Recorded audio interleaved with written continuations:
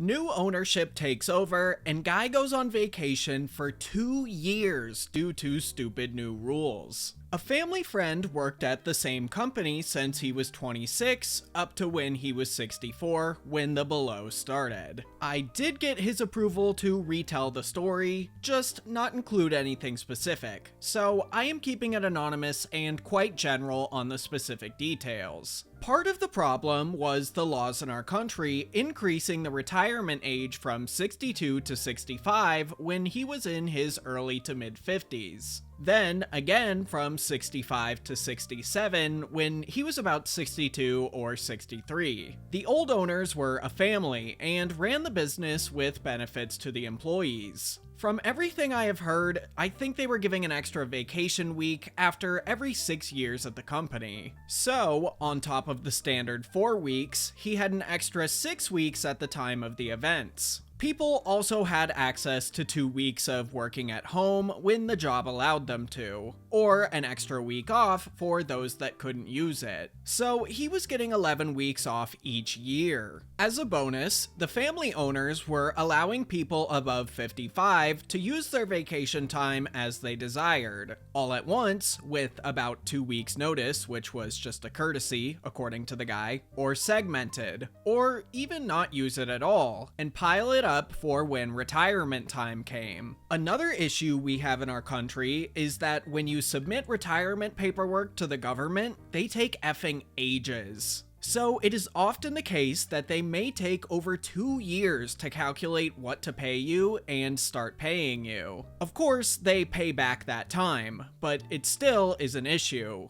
For the period they delay and calculate, you're getting only the minimum amount. But the guy already had about 44 years of experience and a bit more ahead of him as an engineer, and a well-paid one, which meant a great retirement amount. So the owners allowed for people to stock up their weeks of time off at the end of it and take 20 to 30 weeks off while submitting their retirement paperwork. So the money being paid would last them longer into the calculation period. Of course, some didn't use it, but many did. So the company gets sold, because the owner saw some writing on the wall that their profiting wouldn't last more than 6 or 7 years more, and they wanted out. It was due to old age as well. New ownership, part of some Coca-Cola subsidiary, takes over and starts removing previous rules. In the guy's position, there were 3 of them: him, a second colleague, and a third one. They push out the second, fire him, and the third one has a heart attack literally a week later. The third colleague ends up passing away.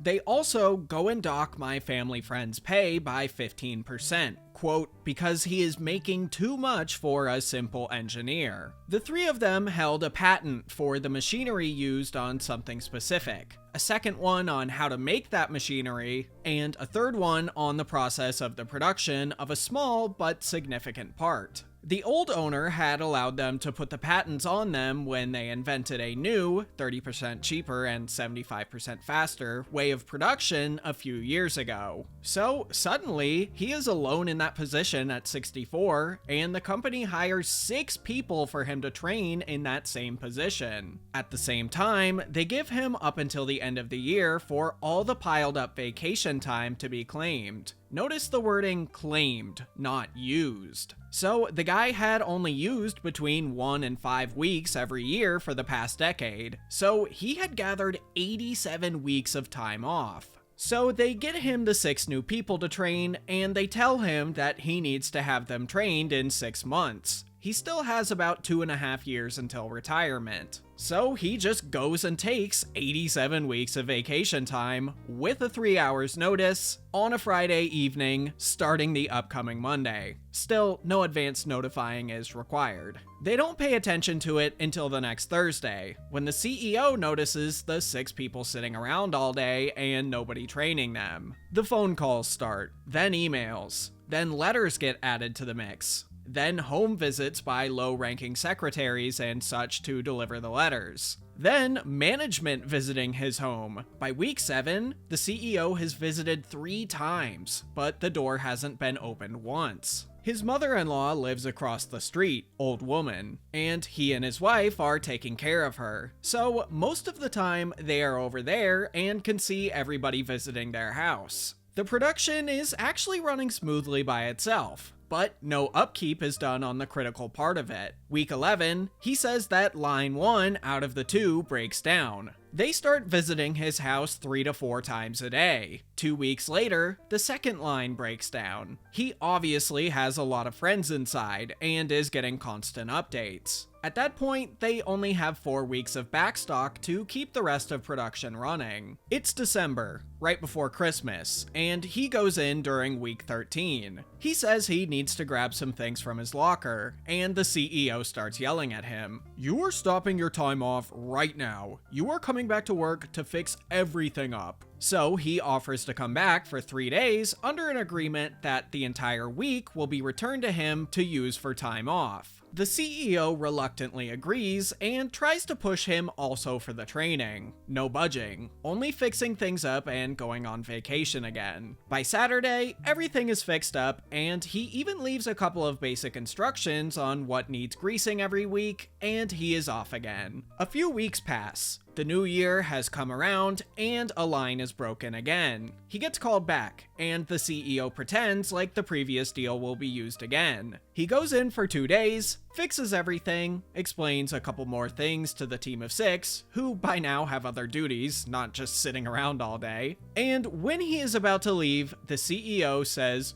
"Tomorrow at 8 a.m. The guy says, "What?" The CEO explains, "You could claim your time off by the end of last year. You just ended your claim time off, so you are losing the remaining 69 weeks. The guy is furious and reports the company to workers' rights. They are actually dumbfounded by the time off he has amassed, and the lady serving him calls her colleagues to listen in. They laugh their butts off with his story, and they actually issue a verdict the next day. It usually takes weeks, but apparently they had too much fun with this one. He is to get all his time off under the previous rule as the time accrued up before the rules changed. So he has his 69 weeks, should be 70 due to him getting the one he worked on renewed by their deal, but he lost that one. And he also has the 6 weeks from the new year. So he goes in with the verdict and gives it personally to a fuming CEO. According to the guy, steam was coming out of his ears. The CEO reluctantly accepts the deal, with the guy coming in for 3 days every 5 weeks off.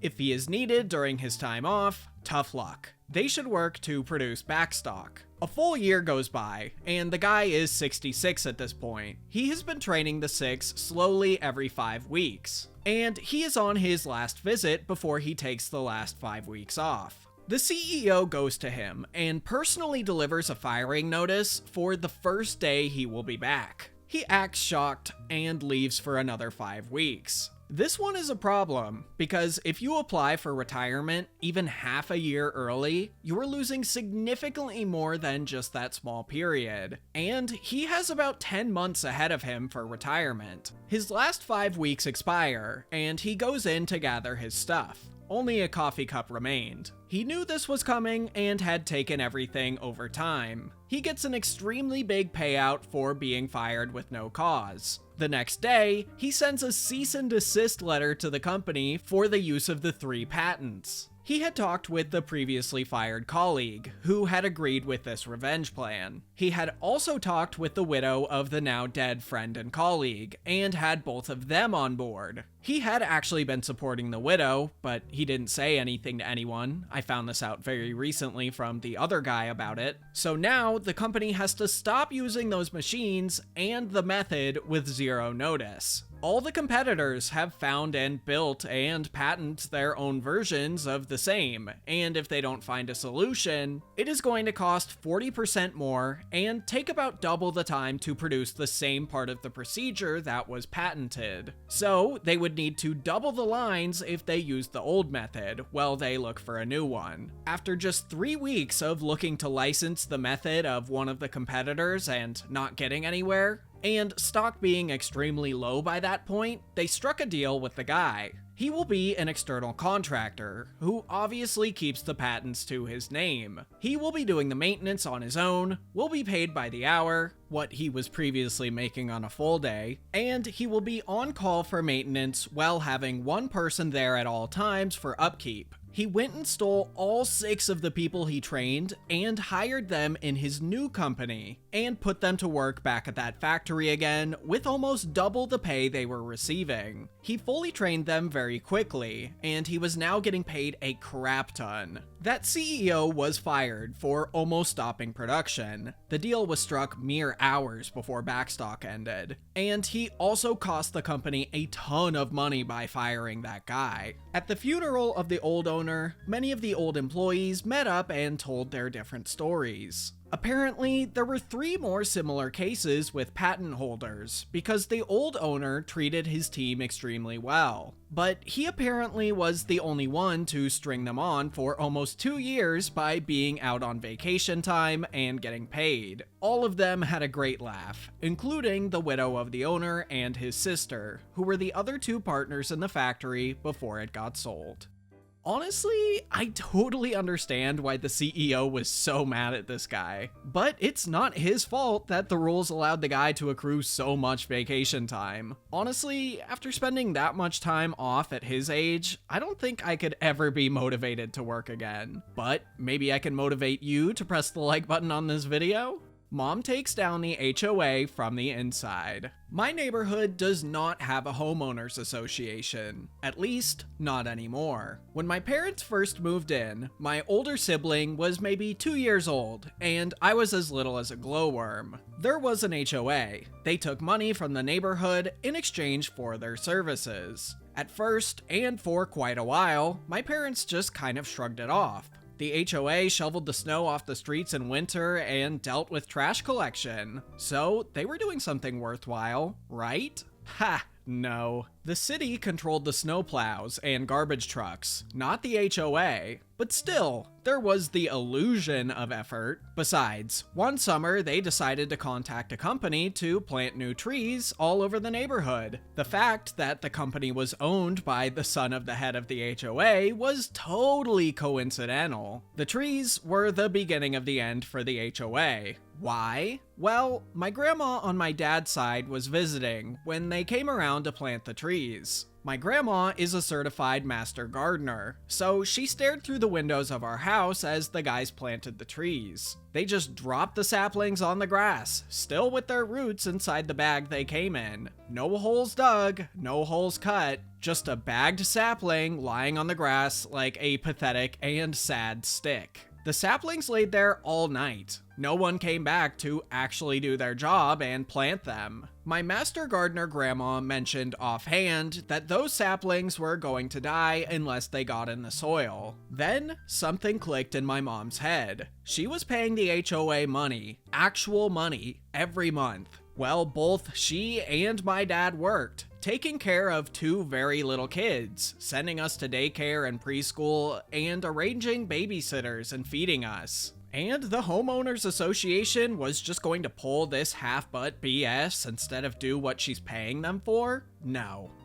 effing way. So she showed up to the head of the HOA's house and basically demanded that the trees get planted properly, like she's apparently paying for them to. The head of the HOA, so excited for someone actually caring about the neighborhood, made their second mistake. They asked if my mom wanted to join the HOA. She agrees. The trees were planted, but most didn't make it. My grandma was right. First things first, my mom showed up to the next HOA meeting. There were like 5 people there. No wonder they asked Mom to join. They desperately needed the people. So Mom looked at this collection of people who weren't even paying money to the HOA like the rest of the neighborhood. All the contractors the HOA called in were close relatives of other HOA members and weren't paid by the HOA. After all, their family. So my mom started digging. She spent pretty much a full summer taking down the HOA before she had to go back to teaching in the fall. With me carted along after her and my sibling old enough to be in school or daycare, she dug through the years of paperwork detailing the HOA's financial situation. And she found something extremely enlightening. The HOA didn't actually do anything. Well, they didn't do anything to benefit the community. Everything they claimed to do was either covered by the individual homeowner or by the city itself. So they were collecting money from all the neighborhood residents under false pretenses.